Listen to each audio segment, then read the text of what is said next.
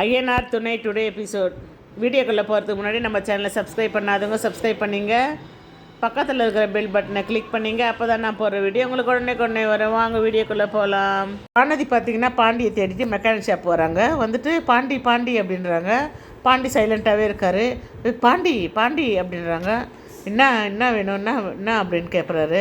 ஏன் பாண்டி நான் இவ்வளோ நேரம் கத்துறேன், நீ குரலே கொடுக்க மாட்டேன்ற, என்ன நேற்று நீ இந்த மாதிரி பண்ணிட்டு வந்துட்டேன், சொல்லாத கொள்ளாத வந்துட்டேன் அப்படின்னா. ஆமாம், நீ பண்ணது மட்டும் கரெக்டா?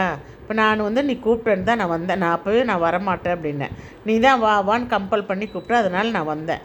வந்தாக்கா எல்லோரும் என்னை கிண்டல் பண்ணுறாங்க, நீயும் சேர்ந்து சிரிக்கிற, நீ எனக்கு சப்போர்ட் பண்ணணுமா இல்லையா அப்படின்னு பாண்டி கேட்குறாரு.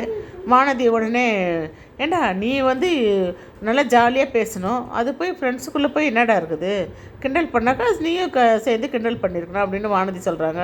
நான் நேற்று எனக்கு ரொம்ப கஷ்டமாயிடுச்சு, அதான் நான் வெளியே வந்துட்டேன். நீ பண்ணது சரியில்லை வானதி, நீ எனக்கு சப்போர்ட் பண்ணியிருக்கணும். உன் ஃப்ரெண்ட்ஸுங்களாம் நான் இப்போ தான் ஃபஸ்ட் டைம் பார்க்குறேன், எல்லாம் சேர்ந்து என்னுடைய வேலையை கிண்டல் பண்ணுறாங்க, என்ன கிண்டல் பண்ணுறாங்க, அதை நீ கேட்டு நீ சும்மாவே இருக்கிற, நீ சேர்ந்து சிரிக்கிற அப்படின்னு சொல்லிட்டு பாண்டி சொல்கிறாரு. உடனே வானதி ஏண்டா அதெல்லாம் ஃப்ரெண்ட்ஸுக்குள்ளே போய் நாங்கள் எப்படா கேட்குறது அப்படின்னு சொல்கிறாங்க. நீ அதே மாதிரி என் ஃப்ரெண்டுங்கிட்ட உன்னை இந்த மாதிரி இட்டுன்னு போய் தான் நீ சும்மா இருப்பியா அப்படின்னு கேட்குறாங்க. ஆமாம், உனக்குன்னு எங்கடா ஃப்ரெண்டுக்குது, எது ஆயில் வாங்குறவனோ நெட்டு வாங்குறவனோ அந்த மாதிரி ஃப்ரெண்டா அப்படின்னு வானதி கிண்டல் பண்ணுறான். உங்கள்கிட்ட பேசவே முடியாது, எனக்கு மூடு ஒரு மாதிரி ஆகிட்டு, நான் ரொம்ப ஹர்ட் ஆகிட்டு நான் வெளியே அன்னைக்கு ஃபோன் பண்ணி அன்னிக்கிட்ட தான் நம்ம பேசினேன்.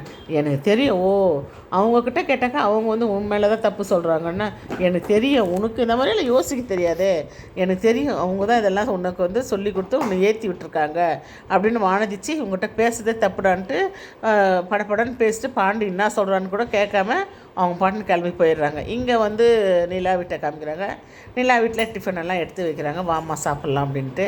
அப்போது சரி சாப்பிட்லாம் அப்படின்ட்டு உட்காந்தே இருக்கும்போது பார்த்திங்கன்னா நிலா அவங்க அப்பா கேட்குறாரு, என்னம்மா உனக்கு அந்த வீடு ரொம்ப பிடிக்குமாண்ணா? ஆமாப்பா ரொம்ப பிடிக்கும் எனக்கு அப்படி இப்படின்னு பேசினே இருக்கிறாங்க.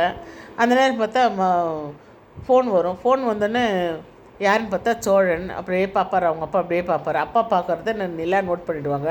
உடனே ஃபோன் எடுத்து திருப்பி வச்சுருவாங்க. சரின்ட்டு அங்கே பார்த்தீங்கன்னாக்கா, ஏம்மா உனக்கு பிடிக்குன்ற, எதுக்குமா நீ டைவர்ஸ் பண்ண, ஏன் டைவர்ஸ் பண்ண அப்படின்னோடனே நிலா பேச்சு மாற்றுறாங்க. அப்போ நான் ஒரு ப்ராஜெக்ட் பண்ணுறேன்ல, அதுவும் சேரண்ணன் தான் மூலயமா தான் வந்தது, அது பார்க்கலாமா பாருங்கள், நான் இது பண்ணி வச்சுருக்கேன், அவங்க லேப்டாப்பில் பார்க்கலான்ட்டு பேச்சை மாற்றுறாங்க. உடனே கம் அப்படின்னு சொல்கிறாங்க.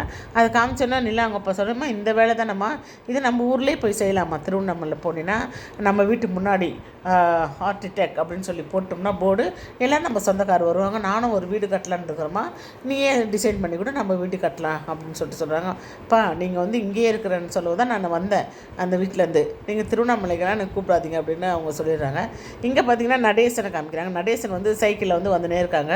அவங்க பார்த்துட்டு நடேசா அப்படின்னு சொல்லிட்டு ஒரு 3 பேர் என்ன பண்ணுறாங்க கூப்பிட்டு, என்னப்பா என்ன உன் வீட்டு ராசி, உன் மருமக போயிட்டா பொழுது வீட்டை விட்டு, உன் வீட்டு ராசி சரியில்லை பொழுது, நான் கூட என்னவும் நினச்சேன் அந்த பொண்ணு இருக்கும்போது பாடா இது சும்மா தான் பொழுது அப்படின்னு, ஆனால் உண்மையிலே உன் வீட்டு ராசி தான்டா, ஒரு பொம்பளை கூட தங்க மாட்டேன் அப்படின்னு அவர்கிட்ட பேசுவோம். அவர் டே என்னங்கடா உன் பொண்ணு ஆட்டோக்காரங்கிட்ட பேசுது பாரு, காலேஜ் முடிஞ்சு வீட்டுக்கு வருதா, எவனோ ஆட்டோ ஸ்டாண்டில் என்ன ஆட்டோக்காரங்கிட்ட கடலை போட்டுனுக்குது, போய் உன் குடும்பத்தை பாடுறா என்னை பார்க்க வந்துட்டேன் அப்படின்ட்டு நடேசன் கூட பேசி 2 பேருக்குமே அவங்களுக்கும் இவங்களுக்கும் சண்டை வந்துடும். அந்த நேரத்தில் சோழன் வருவார்.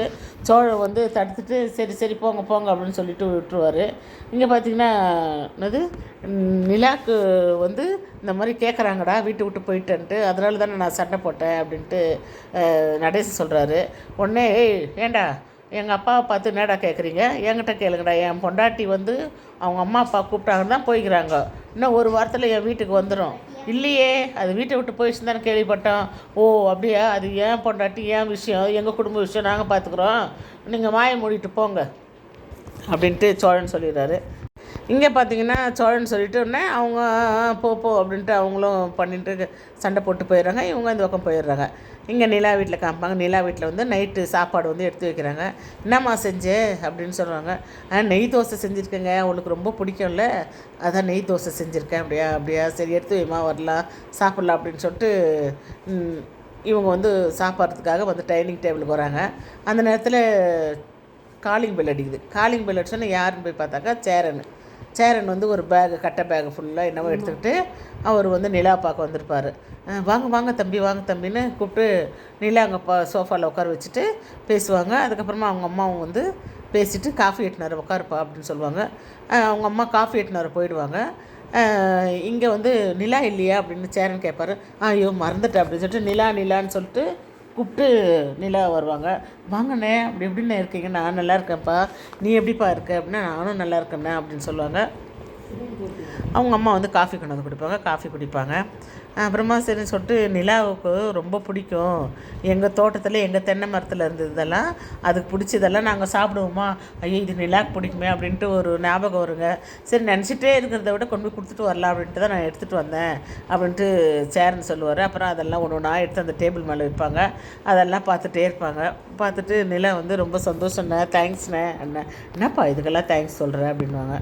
சரின்ட்டு அவர் காஃபி குடிச்சிட்டு நிலாக்கிட்ட கொஞ்ச நேரம் பேசிவிட்டு சரி நான் கிளம்புறேன் அப்படின்வாங்க. உடனே இரு தம்பி டிஃபன் சாப்பிட்டு போகலாம் அப்படின்னா, ஐயோ இல்லைங்க நான் சாப்பிட்டு தான் வந்தேன். இல்லைப்பா தம்பி சாப்பிடுப்பா அப்படின்னா, இல்லைப்பா அப்படின்னு சொல்லுவாங்க. இல்லை வா தம்பி உங்கள் வீட்டுக்கு வந்தாக்கா நீ சாப்பிட வச்சு தான் அனுப்புகிறேன், இப்போ நான் மட்டும் எப்படி வா சாப்பிட்லாம் அப்படின்ட்டு சரிட்டு உட்காந்து சாப்பிட்றாங்க. சாப்பிட்டேன்னா அப்பாடா ரொம்ப நாள் ஆச்சுங்க இந்த மாதிரி வெஜ்ஜு சாப்பாடு சாப்பிட்டு. எங்கள் வீட்டில் ஒன்றும் சோழன் இல்லைன்னா பல்லவன் யாராவது நான்வெஜ் இருந்தால் தான் சாப்பிடுவாங்க, அதனால் நான்வெஜ் இல்லாமல் இருக்காதுங்க அப்படின்னு சொல்லிட்டு சேரன் சொல்லுவார். நல்ல ஒரு வெஜ்ஜு சாப்பாடு சூப்பராக இருந்துச்சுங்க, சாப்பிட்டேன் ரொம்ப சந்தோஷங்க அப்படின்வார். சேரன் உடனே கொஞ்ச நேரம் பேசுவார். பேசிவிட்டு அதுக்கப்புறமா சரிப்பா நான் கிளம்புறேன்ப்பா அப்படின்னு சொல்லுவாங்க. அண்ணன் எப்படின்னு போவீங்கன்னாப்பா ஷேர் ஆட்டோ பிடிச்சினா நான் போய் வீட்டுக்கு போயிடுவேன் பாடுன்னு. தம்பி இருப்பா நான் ஒன்று இட்டுன்னு வந்து விட்றேன் அப்படின்னு சொல்லுவார். சரி சேரன் இல்லை அங்கே அப்பாவும் வண்டியில் வந்து சேரன் வீட்டில் இறங்கிட்டு சேரன் கிளம்பி போவார். அப்போது தம்பி ஒரு நிமிஷம் நில்லுப்பான்ட்டு, நிலாவுக்கு வந்து சோழனை பிடிச்சிருக்கு, உங்கள் வீட்டில் எல்லாரையும் பிடிச்சிருக்கு, எதுக்குப்பா டைவர்ஸ் பண்ணுச்சு அப்படின்னு கேட்ட உடனே சேரன் வந்து அப்படியே முழிப்பார். இல்லைப்பா எனக்கு தெரிஞ்சுக்கணும், இவ்வளோ பாசமாக இருக்கிறீங்க, எதுக்கு அது வந்து டைவர்ஸ் பண்ணணும்? அவங்க 2 பேரும் ஒருத்தர் விரும்பி தானே கல்யாணம் பண்ணிக்கினாங்க, ஏன் டைவர்ஸ் பண்ணணுன்றாங்க. சேரன் அப்படியே முழிச்சு நிற்பார். இதோட இந்த எபிசோட் முடிச்சிருக்காங்க. பாய்.